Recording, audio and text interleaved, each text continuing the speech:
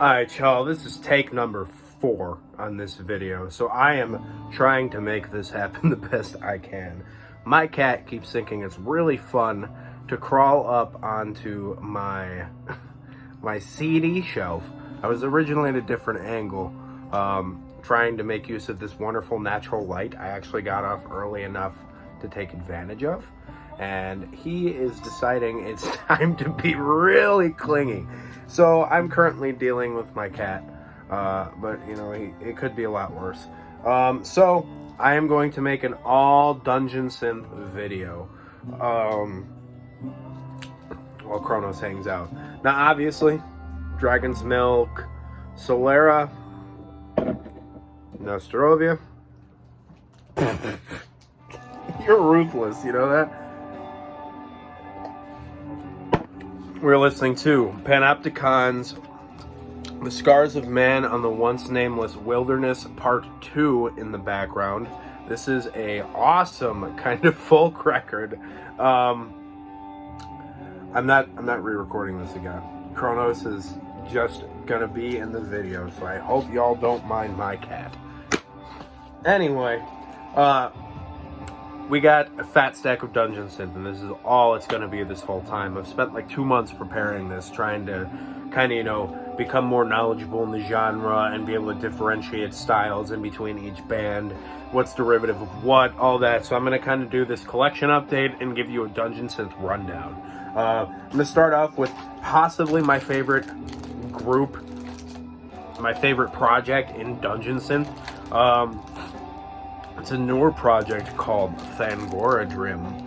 Thangorodrim has these 2 full-length records out, and this demo and EP compilation disc, which is filled with very cool artwork. I don't feel like opening it. I have a lot to go through, and yeah.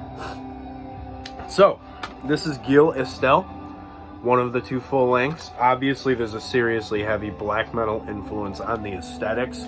And this is Tor Nilfjorn, whatever that means. I believe this is an American-based project. And Thangorodrim is definitely more of an atmospheric, dark, kind of old-school Dungeon Synth in comparison to some of the other subgenres of Dungeon Synth. This is really kind of all of the old school stylings of which you would expect out of Dungeon Synth put into one kind of band. This is very reminiscent of the early years in the 90s kind of Dungeon Synth stuff. And it's great stuff. The 2 full lengths are really entertaining. There's something about this that just really clicks well with me. I really enjoy the kind of early, almost black metal derivative song structure and stylings and atmospheric qualities. It's a great record. Big fan. Thangorodrim. Next, another project that I recently got a hold of. I didn't even check this out until I saw Canyon talk about this in one of his videos. And it is Serpent's Isle. Serpent's Isle is a kind of a sea-themed Dungeon Synth band. There's like samples of waves and seagulls and other ocean sounds in the background, and it's really cool. But unlike Thangorodrim, which is kind of grim, if you want to call it that, this is a lot more of a pretty soundscape, you know? It's more enjoyable in the sense of, oh, this is like a nice background music, as opposed to Thangorodrim is like castle dweller kind of music. And Kronos, get your big old raccoon tail out of here. It's a really good kind of, you know, pretty listen. Kind of sounds like you're by the seaside. That's about all I can really say about it. You know, it's a lot more lighthearted. It's a lot less menacing and spooky sounding than Thangorodrim would be. Great record. Next is the project that kind of spawned this whole mood of which I was in for the past month or so. This is Vendernan by Fogweaver. Fogweaver is a killer band, dude.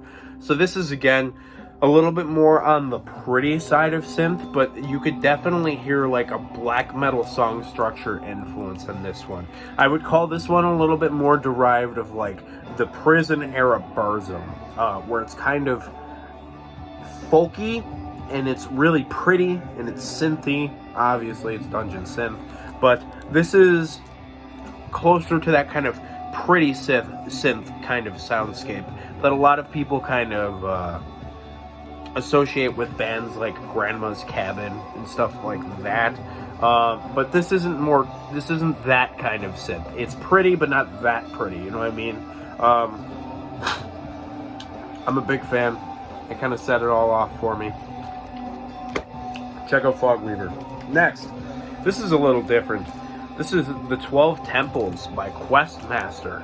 Questmaster is more of like a video game kind of sounding project. It sounds like video game kind of 8-bit soundtracks with some synth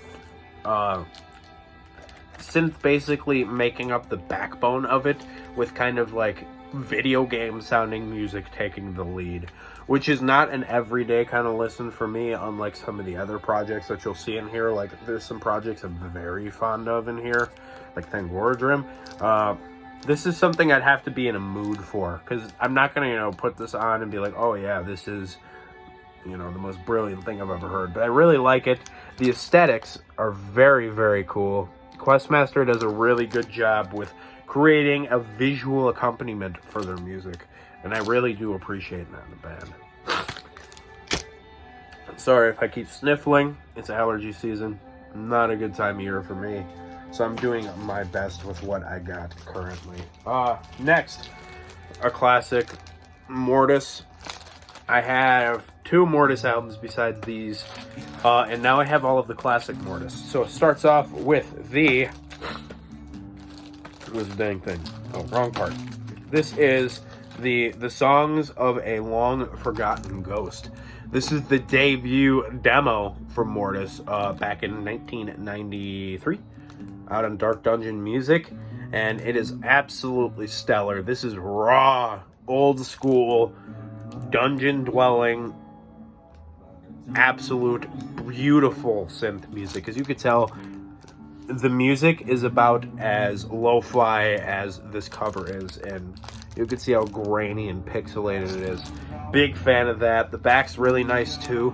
I think it looks very good. I'm going to show you these A5 digipacks because they're beautiful. And if you're interested in these, they're on Hell's Headbangers. Yeah, so this is like super, super raw.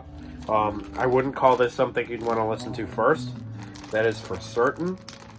But it's a great, great release. Next. The first full length. This is Vidat til Hersk. I don't know how to pronounce anything in Norwegian.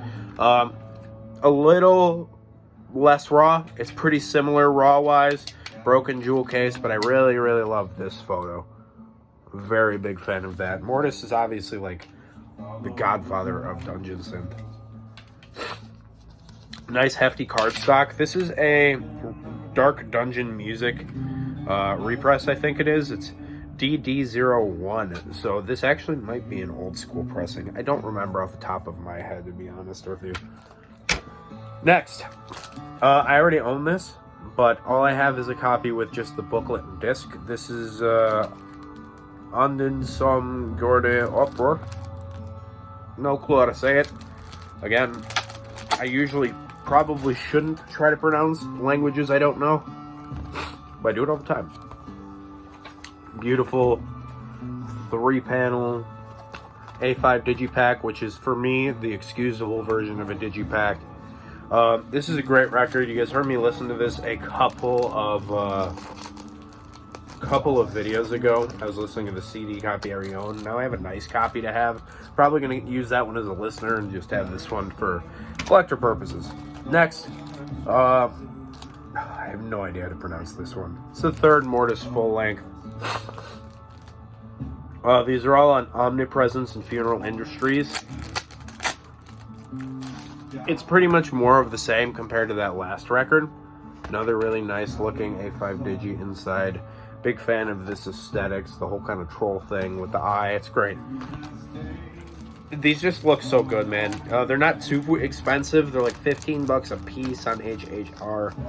I'm on Super Saver mode right now with my money, so this is like some of the last spoils of that. You'll see that in the next couple updates, and then it's going to start going to my collection videos.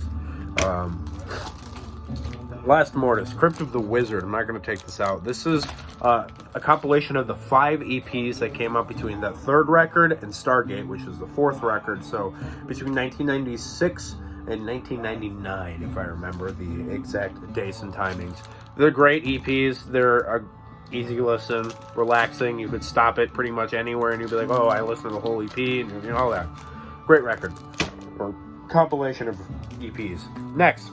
This is a freebie I got in my Dungeons or my out of season package. This is Arthuros with Goddess. This is really ethereal sounding, soundscapey synth music. It's out on out of season. It's pretty like so like I don't know what it is. I forgot what it's called, but I have this mental irregularity of which I use. Everything has an association with the color to me, so like every letter, every word, when I think of something I automatically think of a color, and based upon the color I kind of decide whether I like them based off the color of which they're associated with. I forgot what it's called. I looked it up and I read about it, and it's wild because I've known it my whole life. This looks pink. This is a very pink sounding album, if that makes any sense to you. It's very, very, very pretty, and it's dense. If I remember right, there's actually even vocals on this one, which I'm a big, big fan of. Yeah, go check this out. Arthuros, Goddess. This one also might be one of my probably 3 favorite Dungeons & Synth projects. This is Old Wizard. I'm gonna open this one because I love the aesthetics. So this is most of the Old Wizard catalog on 2 discs. It's Old Wizard 1 and Old Wizard 2. I don't know how much else they have, but these are absolutely stellar. These are like not so much dungeon synth. Obviously it's all made with synth music, or synths I probably presume, but this is a lot more of like a medieval folk record, and you guys know my love of folk music. Anything this folky is really gonna get me excited. It's really gonna get me kind of probably into your band way quicker than it would otherwise if you didn't have those elements.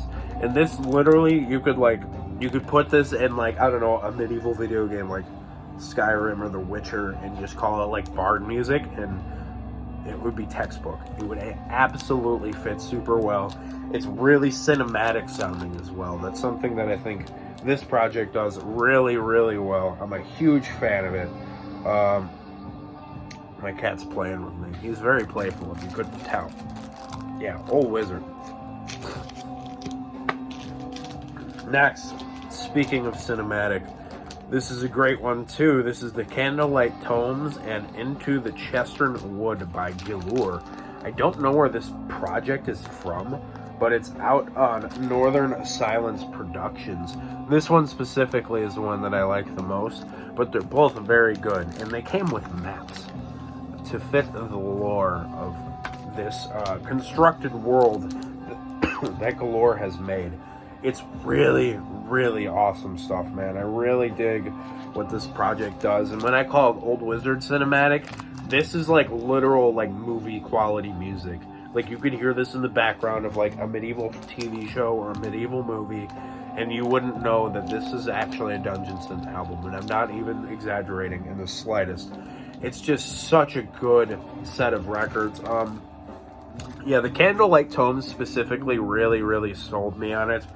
But everything about it is great. These are each limited to 500 copies too, from what I know, so get one while you can. Next, a side project of Mortis. This is Fata Morgana. And this is like a one-off. I think he might have done like 1 or 2 albums under this moniker, and it's a little bit like more of a kind of ambient version of what he does. And it sounds more 90s. It also looks very 90s, but there's something about it that's like almost church music-y. I don't know how many of you guys have been to Catholic Mass, but like there's some stuff about this that kind of has some of the Renaissance era composition flow to it, if I remember correctly. And this is a really cool one. So if that sounds interesting, I would highly recommend it. So basically think of Mortis, but with more organs and stuff. Bottom work on. This one threw me for a loop a little bit. This is Ancient Boreal Forest with relics from the sands of time and where dragons dream. This is, they're 2 full lengths on 1 awesome digipack. I'm going to take this one out of here because I really like the aesthetics this band has. There and there. Very pretty. Very good looking. Very textbook for Dungeon Synth. Looks great. So this band is like summoning without guitars. Is almost exactly what this project sounds like. It's very medieval. It's very kind of stuff like that. Don't mind my beatboxing to summoning. But it's very stuff like that. There's actually harsh vocals all over this. And it's literally like, you know, Stormhold, Dol kind of stuff without guitars. So if that sounds interesting, a little bit more chill version of summoning, or you just want summoning, I don't know, more summoning records, check out Ancient Boreal Forest.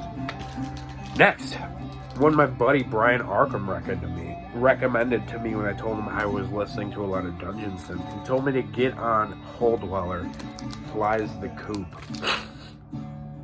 This is a lot more of the pretty synth, you know, the cozy synth genre I mentioned earlier, but definitely more rooted in the old school Dungeon Synth. This is lighthearted and it's fun. It's very enjoyable. It's got really cool aesthetics. It's all like Hobbit themed, as you can probably tell. I mean, the opening is with dreams of adventures. I smoke from my long pipe beneath the stars. That's the intro track. And the next one, an empty tankard of ale at the floating log inn, stuff like that. It's just really fun. It's lighthearted. It sounds like Lord of the Rings and the Hobbits, but with a lot of like old school tendencies. It's really good stuff. So thanks, Brian, for the recommendation. Next, Goat Moon with Goat Moon Silver Serpent. This is like a borderline Dungeon Synth ambient record done by, obviously, Black Goat from Goat Moon. This is freaking expensive, man. I'm going to open this because I really like the band photo. More bands should incorporate green corpse paint and cover their keyboards in moss. Changed my mind. Absolutely awesome. It's spooky. It's kind of not as Dungeon Synthy as I thought it was going to be because it was listed as Dungeon Synth. But it's a good record. I really do enjoy this. It obviously teeters between the ambient and the Dungeon Synth sound. It's good stuff.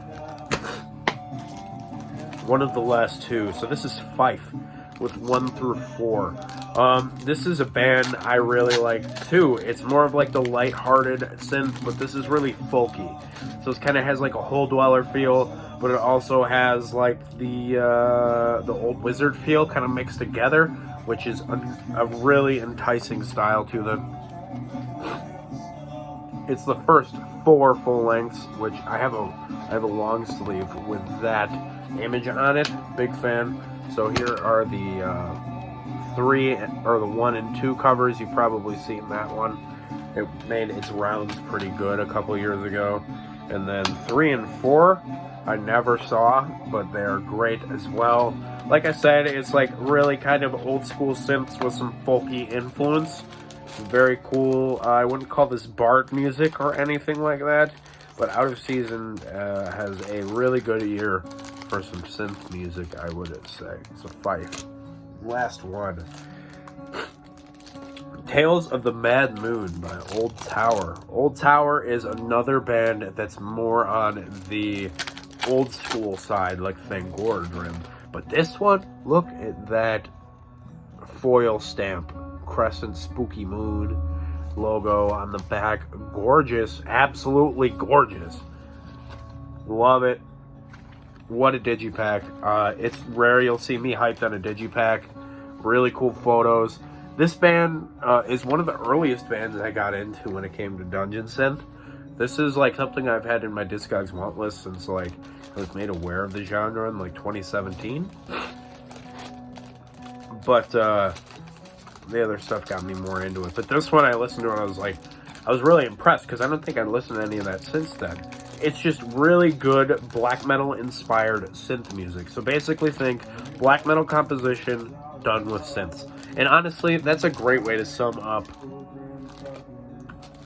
Dungeon Synth as a whole. It's kind of like got its similar subgenres to black metal, you know, folky, more ambient, kind of straight up and grim, kind of spacey. There's like some really atmospheric stuff. It's interesting. It's very similar, and that explains why I like it so much. So I'm gonna call it a day on that one, guys. I hope you guys enjoyed this one. Sorry I'm a little stuffy and sniffly.